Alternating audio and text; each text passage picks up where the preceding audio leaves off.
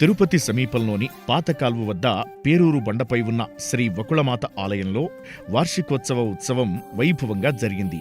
ఈ సందర్భంగా ఆలయంలో ప్రత్యేక కార్యక్రమాలు నిర్వహించారు. అనంతరం ఉదయం 8 గంటలకు విశ్వక్సేనారాధన, పుణ్యాహవాచనం, రక్షాబంధనం, అగ్నిప్రతిష్ఠ, కలశారాధన, మహాశాంతి హోమం, పూర్ణాహుతి నిర్వహించారు. అనంతరం ఉదయం 11 నుండి మధ్యాహ్నం 12 గంటల వరకు అమ్మవారి ఉత్సవాలకు అష్టోత్తర కలశాభిషేకం జరిగింది.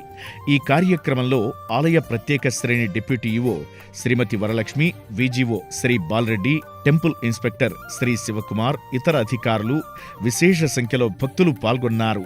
అలాగే తిరుపతి పాతకాల్వకు చెందిన శ్రీ ఉంగరాల సుబ్రహ్మణ్యం అనే భక్తుడు 1.24 లక్షల విలువైన బంగారు పూత పూయబడిన కవచాలను వకుళమాత అమ్మవారికి కానుకగా అందించారు.